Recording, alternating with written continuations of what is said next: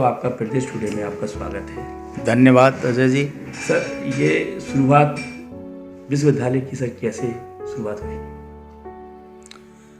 विश्वविद्यालय की शुरुआत करने से पहले एक बहुत बड़ा इतिहास है अजय जी, क्योंकि मेरा जीवन बड़ा विविधताओं से भरा रहा।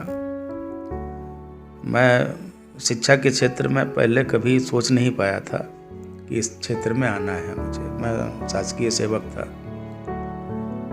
शासकीय सेवा से 2007 में मैंने पहले इंदौर में एक इंजीनियरिंग और मैनेजमेंट से संबंधित एक महाविद्यालय की स्थापना की।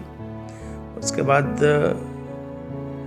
मैंने शासकीय सेवा से स्वैच्छिक सेवानिवृत्ति लेकर के और फिर ग्वालियर में 2009 से हम चालू किए हैं इंजीनियरिंग मैनेजमेंट और दूसरे पाठ्यक्रमों के महाविद्यालय, जो कि अभी तक RGPV और जीवाजी विश्वविद्यालय से संबद्धता प्राप्त थे। वर्ष 2021 में ये सोचा गया हमारे द्वारा, हमारे साथियों के द्वारा, कि क्यों ना हम इसको निजी विश्वविद्यालय के रूप में परिवर्तित करें। बहुत बड़ा चैलेंज था हमारे लिए, क्योंकि हम लोग बहुत साधारण परिवार से भी हैं और साधारण संघर्षशील थे। बहुत बड़ा चैलेंज था, लेकिन हमारे मित्रों के सहयोग, उनके मोटिवेशन से हमने वो संकल्प लिया और 2022 में अक्टूबर में हम विधिवत मध्य प्रदेश के असाधारण राजपत्र में महामहिम कुलाधिपति के अनुमोदन के पश्चात हम विश्वविद्यालय घोषित किए गए। प्रतिभा संपन्न युवा वो तैयार करना हमारा उद्देश्य है।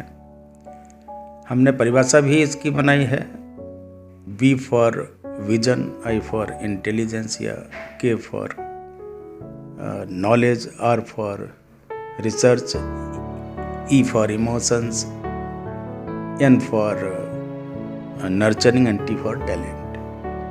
कि विक्रांत एक सर्टेन एक छवि बना करके शिक्षा के क्षेत्र में चल रहा है पिछले 17 साल से, और हमारा उद्देश्य यही है कि हम इसका व्यवसायीकरण ना करें शिक्षा का। शिक्षा एक पवित्र उद्देश्य है और मेरे जैसे व्यक्ति के लिए समाज को वापस करने की दिशा में एक सार्थक प्रयास भी है। मैं निरंतर उसी में ही लगा रहता हूँ। अब मैं सेवानिवृत्त भी हो चुका हूँ, तो शैक्षणिक कार्य में ही लगा रहता हूँ।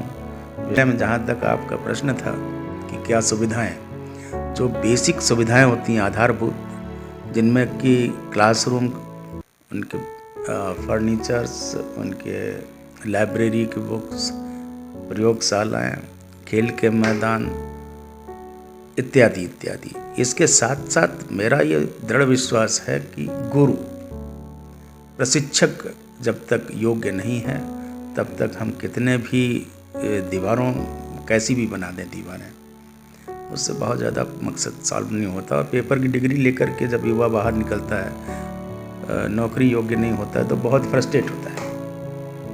इसलिए हमने उसको फैकल्टीज की गुणवत्ता पर कभी समझौता नहीं किया। प्रयोगशाला के जितने उपकरण हैं, क्योंकि मुख्यतः हम इंजीनियरिंग शिक्षा में के क्षेत्र में जाने जाते हैं, मेरा दृढ़ विश्वास है, क्योंकि मैं भी इंजीनियर हूँ,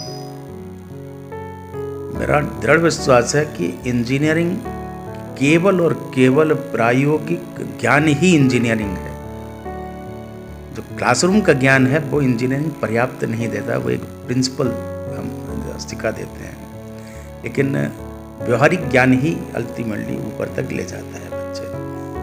तो इसलिए हम कोशिश करते हैं कि इनको सर्वांगीण व्यक्तित्व विकास के लिए, चाहे वो खेल के मैदान हों, चाहे वो कल्चरल एक्टिविटीज़ हों या दूसरी एक्टिविटीज़ हों, जिसमें वाद विवाद से लेकर के ग्रुप डिस्कशन से लेकर के और हर तरीके की वो एक्टिविटी, टूर, मेरा सोचना यह है कि जिसमें बच्चे को जितना ज़्यादा हम एक्सपोजर देंगे, दुनियादारी से अवगत कराएंगे, उतना ही ज़्यादा उसका माइंडसेट डेवलप होता चला जाता है और वो दुनिया में कॉम्पिटिट करने के लिए वो तैयार होता चला जाता है।